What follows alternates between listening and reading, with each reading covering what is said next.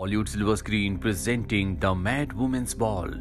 इस कहानी की शुरुआत में यूजिनी नाम की एक लड़की को दिखाया जाता है जिसे सब बहुत अजीब समझते हैं, लेकिन सच्चाई तो ये है कि वो मरे हुए लोगों की आत्माओं से बातें कर सकती है और इस बात पर सिर्फ उसका भाई यकीन करता है। एक रात जब वो अपनी ग्रैंड मदर को सुलाने के लिए जाती है तो उसकी ग्रैंड मदर पूछती है, क्या तुम अपने दोस्त के फ्यूनरल पर गई थी? वो कहती है कि हाँ, वहां पर मुझे बहुत सारे लोगों से बातें करने का मौका मिला। दरअसल वो आत्माओं के बारे में कह रही होती है। यूजिनी का बिहेवियर बहुत अलग होता है, लेकिन उसकी ग्रैंड मदर को इस बात से कोई फर्क नहीं पड़ता क्योंकि बचपन से उसे उसके इस बिहेवियर की आदत हो चुकी है।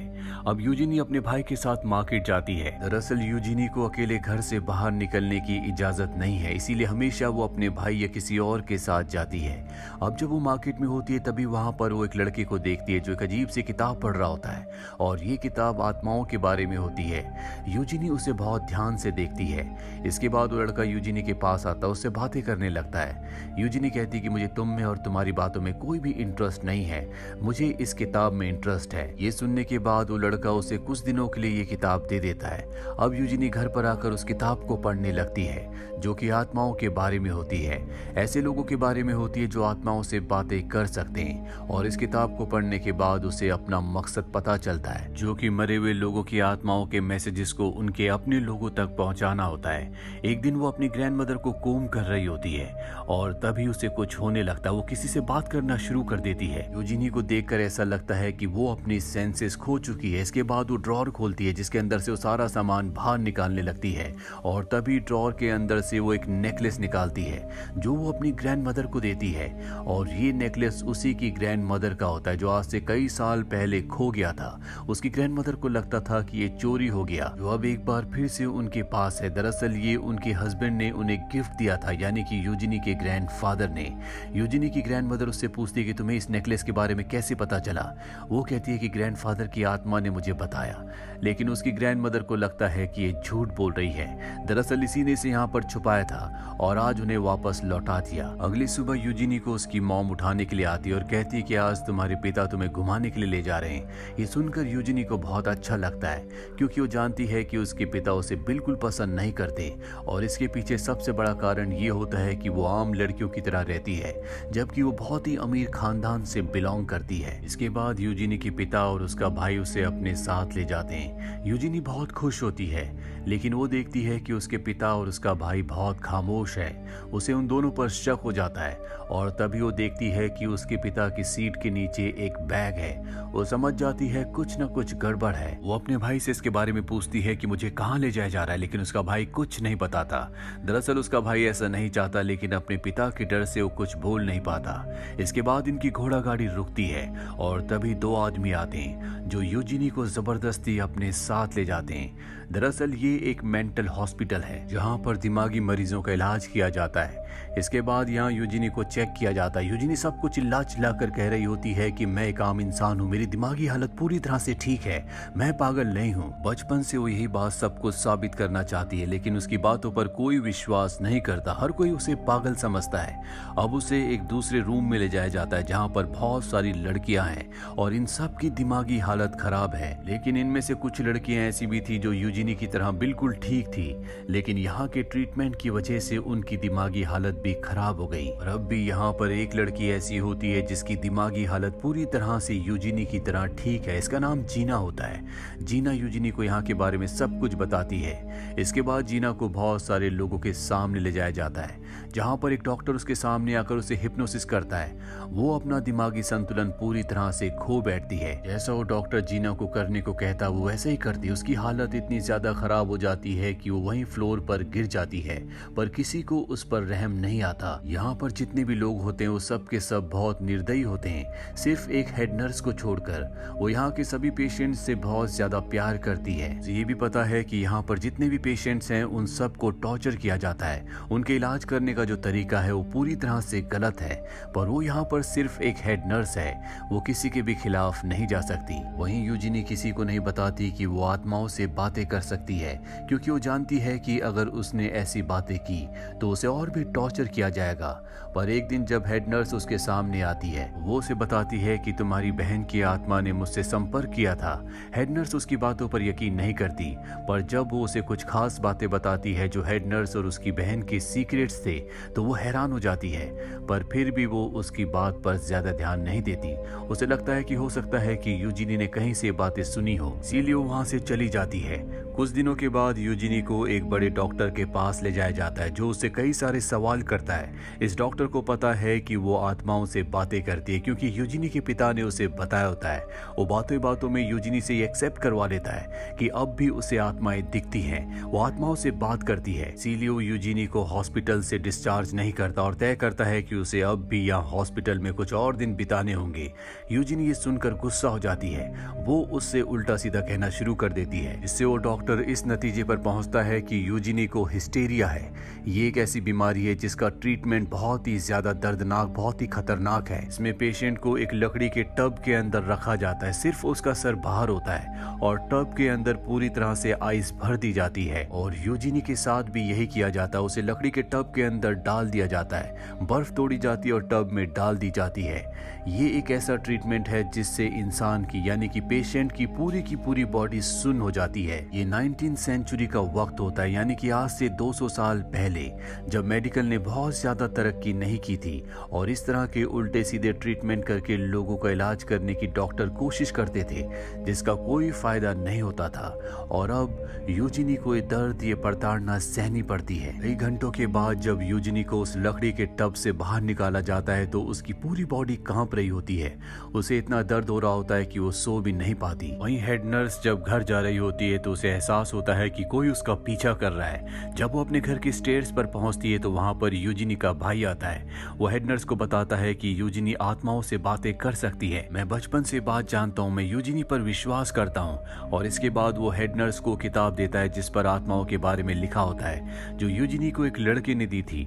वो कहता है कि ये किताब यूजिनी को दे देना। रात पर हेड नर्स उस किताब को पढ़ती है जिसमें बहुत सारे ऐसे केसेस के बारे में और बहुत सारी ऐसी बातें लिखी होती है जो यूजिनी से रिलेटेड होती है। इसके बाद उसे एहसास हो जाता है कि यूजिनी ने उसकी मरी हुई बहन की आत्मा के बारे में जो बातें उसे बताई थी वो सब सच था।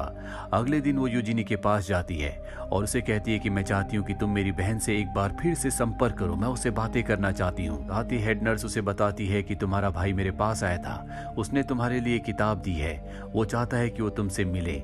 यूजिनी कहती है कि मैं सिर्फ अपने भाई से मिलना नहीं चाहती, बल्कि मैं यहाँ से निकलना चाहती हूँ। हेड नर्स कहती है कि ये पूरी तरह से नामुमकिन है, आज तक कोई भी पेशेंट यहाँ से निकल नहीं पाया, लेकिन फिर भी मैं तुम्हारी मदद करने की कोशिश करूंगी। इसके बाद यूजिनी हेड नर्स की बहन की आत्मा से संपर्क करने की कोशिश करती है। बहुत कोशिश करने के बाद भी वो उसकी बहन से संपर्क नहीं कर पाती, पर अगले पल वो उसे बताती है कि तुम्हें घर जाना चाहिए, तुम्हारे पिता को तुम्हारी जरूरत है। हेड नर्स जल्दी से अपने घर जाती है, जहाँ वो टेबल के ऊपर एक नैपकिन देखती है जिस पर खून लगा होता है। जब वो अंदर कमरे में जाती है तो उसके पिता बेहोश होने वाले थे। वो जल्दी से अपने पिता को उठाती है, उनका ट्रीटमेंट करती है और इस तरह से अपने पिता को बचा लेती है। अब उसे पूरी तरह से यकीन हो चुका है, यूजिनी आत्माओं से बातें कर सकती है, वो पागल नहीं है, वो जो कुछ कहती है वो सच है। वहीं यूजिनी को हर दिन लकड़ी के टब के अंदर बर्फ के अंदर लिटाया जाता है, जिससे उसकी हालत लगातार खराब हो रही होती है। एक दिन जब वो अपने वार्ड में होती है तो वहां पर एक पेशेंट की हालत बहुत ज्यादा खराब हो जाती है। यूजिनी ये देखकर गुस्से में आ जाती है। वहां पर जितने भी डॉक्टर्स होते हैं वो सबको उल्टा सीधा कहना शुरू कर देती है।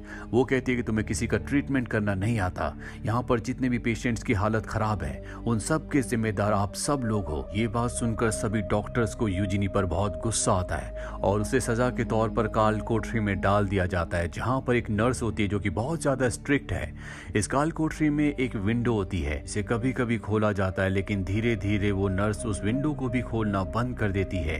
यूजिनी को इस काल कोठरी के अंदर बहुत डर लगता है, क्योंकि उससे पहले यहाँ पर जितनी भी लड़कियां थी सब की सब धीरे धीरे मारी गई और उन सब की आत्माएं अब भी यहाँ पर होती हैं, जो सब यूजिनी से बातें कर रही होती हैं, अपने बारे में बता रही होती हैं, जिससे यूजिनी को बहुत ज्यादा डर लगता है। वो इतनी ज्यादा डर जाती है कि वो खाना खाना भी बंद कर देती है, ना ही अब वो नर्स को आवाज लगाती है। इसीलिए नर्स उसकी काल कोठरी में आती है, उसके सामने जानबूझकर अच्छा अच्छा खाना खाती है ताकि वो भी खाना खा ले, लेकिन यूजिनी कोई भी रिएक्ट नहीं करती। तभी वो नर्स से कहती है कि मैंने तुम्हारी मॉम की आत्मा से बात की है, वो भी इसी काल कोठरी में मारी गई थी। नर्स कहती है कि हाँ, मैंने ही अपनी माँ को मारा था। यूजिनी कहती है तुमने अपनी माँ को इसलिए मारा था क्योंकि तुम्हारी माँ ने तुम्हारे बच्चों को मार दिया था। ये सुनकर नर्स की आंखों में आंसू आ जाते हैं और वो यूजिनी को पकड़कर कहती है कि आज के बाद कभी मेरे बच्चों के बारे में कोई भी जिक्र मत करना। ये कहकर वो वहां से चली जाती है। वो बाहर हॉस्पिटल में होती है तभी उससे एक पेशेंट टकराती है और उसकी चाबियां निकाल लेती है। ऐसा उस पेशेंट को हेड नर्स ने करने को कहा होता है। चाबियां लेकर हेड नर्स अब उस जगह जाती है जहां पर यूजिनी होती है। वो अपनी सिस्टर के बारे में उससे पूछती है। यूजिनी कहती है कि मैंने तुम्हारी सिस्टर की आत्मा से बात की थी और सारी बातें वो हेड नर्स को बताती है, जिससे उसकी आंखों में आंसू आ जाते हैं। हेड नर्स कहती है कि तुमने मेरी मदद की, मेरी बहन की बातों को मुझ तक पहुंचाया, मैं तुम्हें यहाँ से निकालने की कोशिश करूंगी। इसके बाद वो सीनियर डॉक्टर के पास जाती है और कहती है कि यूजिनी की हालत अब पहले से बहुत ज्यादा ठीक है, हमें उसे कॉमन वार्ड में शिफ्ट कर देना चाहिए। डॉक्टर उसकी बातों से कन्विंस्ड हो जाता है। इसके बाद यूजिनी को उस काल कोठरी से निकाला जाता है। आज वो बाहर रोशनी में आकर हवा को महसूस कर कर बहुत खुश होती है क्योंकि आज वो बहुत दिनों बाद बाहर आई है। इसके बाद जब वार्ड में जाती है तो वहां पर वो अपनी दोस्त से मिलती है जिसका नाम जीना है। वो पूरी तरह से ठीक थी, पर यहाँ के डॉक्टर्स के गलत इलाज की वजह से अब वो व्हील चेयर पर है, वो चल भी नहीं पाती, साथ ही उसकी दिमागी हालत भी खराब हो चुकी है। ये देखकर यूजिनी को बहुत दुख होता है। इस मेंटल हॉस्पिटल में वो दिन आता है जब सब के सब जितने भी यहाँ पर पेशेंट्स हैं वो नॉर्मल लोगों की तरह बिहेव करते हैं, उन्हें अच्छे अच्छे कपड़े दिए जाते हैं, सब के सब यहाँ पर डांस करते हैं। बाहर से लोगों को भी इनवाइट किया जाता है और एक इनविटेशन हेड नर्स यूजिनी के भाई को भी भेजती है। यूजिनी का भाई भी इस मेंटल हॉस्पिटल में आ जाता है। वो यूजिनी को देखकर बहुत इमोशनल हो जाता है। यूजिनी भी अपने भाई को देखकर बहुत खुश और इमोशनल है, लेकिन ये दोनों ऐसे प्रिटेंड करते हैं जैसे एक दूसरे को नहीं जानते। दरअसल यूजिनी के भाई का प्लान होता है कि आज वो यूजिनी को यहाँ से लेकर निकल जाएगा और जब ये दोनों के दोनों यहाँ से निकल रहे होते हैं तो वो नर्स जो काल कोठरी में यूजिनी का ध्यान रखती थी, जिसने अपनी मॉम को उसी काल कोठरी में मार दिया था, वो इन दोनों को देख लेती है। वो इनका पीछा करती है, लेकिन तभी वहां पर एक पेशेंट उस नर्स को पकड़ लेती है। हालांकि वो उसे छूटने की कोशिश करती है, लेकिन वो उस पर पूरी तरह से हावी हो जाती है। वहीं यूजिनी और उसके भाई को दिखाया जाता है। इन दोनों को हेड नर्स इस हॉस्पिटल से बाहर निकाल देती है। यूजिनी कहती है कि आपको भी हमारे साथ आना चाहिए। हेड नर्स कहती है कि यहाँ पर बहुत सारे ऐसे पेशेंट्स हैं जिन सबको मेरी मदद की जरूरत है, मैं तुम्हारे साथ नहीं आ सकती। और इसके बाद यूजिनी का भाई उसे लेकर यहाँ से निकल जाता है। कुछ बाद का वक्त दिखाया जाता है जहाँ यूजिनी अब एक पूरी तरह से अलग जगह पर है, जहाँ चारों तरफ हरियाली है। यहाँ पर उसे पागल कहने वाला कोई भी नहीं है। यूजिनी अपनी जिंदगी में कभी भी इतना खुश नहीं थी इतना कि वो अब है, और इस तरह से यूजिनी अपनी जिंदगी की एक नई शुरुआत करती है। यूजिनी उस मेंटल हॉस्पिटल से निकल पाई जहां से आज तक कोई नहीं निकल पाया था। दरअसल 19th सेंचुरी में इस तरह के हॉस्पिटल्स, इस तरह के असाइलम्स थे जहां पर पेशेंट्स के साथ इस तरह से बर्ताव किया जाता था जिससे उनकी हालत बहुत ज्यादा खराब हो जाती थी। अति कई बार डॉक्टर्स जानबूझकर उन्हें फिजिकली अब्यूज भी करते थे और उन्हीं घटनाओं पर आधारित ये पूरी की पूरी कहानी थी। उम्मीद करते हैं कि ये कहानी आपको पसंद आई होगी।